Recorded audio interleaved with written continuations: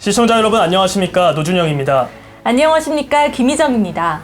오늘부터 문재인 전 대통령 사저에 대한 경호가 강화됩니다. 가격 시위 논란에 최근엔 흉기까지 등장하자 경호구역을 넓히기로 했다고 했는데요.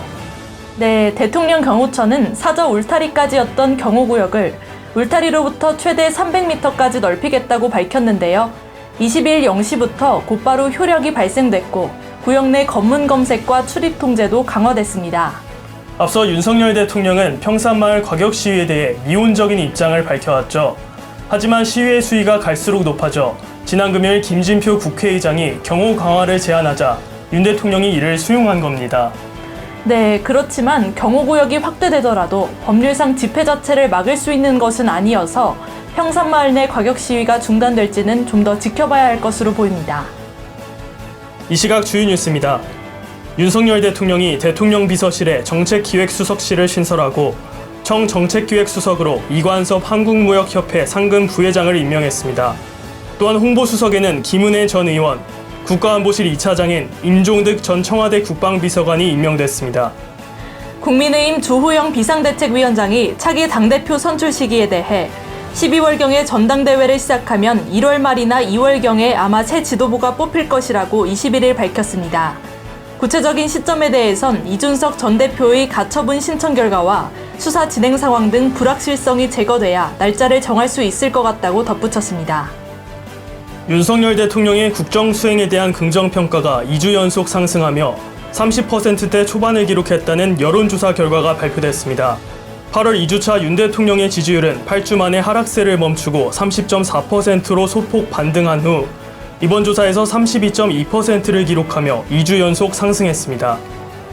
이재명 더불어민주당 대표 후보가 21일 8.28 전당대회 호남 지역 경선에서 78.35%의 누적 득표율을 기록해 압승을 거뒀습니다.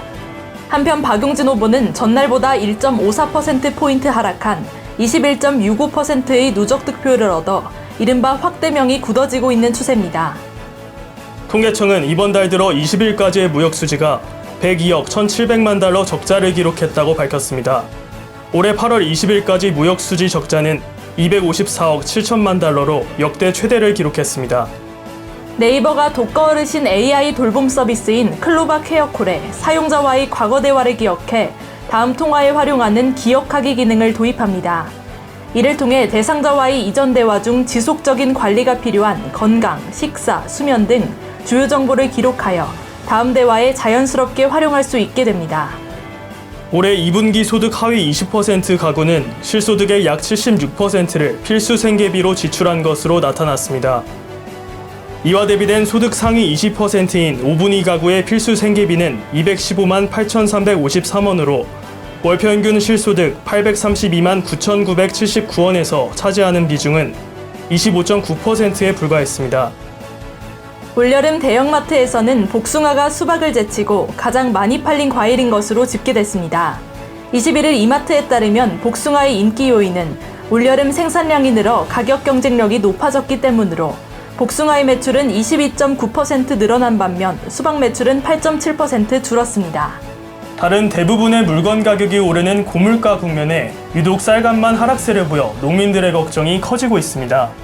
네, 지난 15일 기준 쌀 20kg의 가격은 42,522원을 기록하며 지난해 대비 23.6% 떨어졌습니다. 이는 통계를 집계하기 시작한 1977년 이후 45년 만에 가장 큰 하락폭이라고 합니다. 네, 올해 들어 쌀값이 폭락한 것은 공급 과잉 탓으로 분석되는데요. 또 코로나19 여파로 쌀 소비량이 줄어들면서 수요가 예상보다 더 크게 감소했습니다.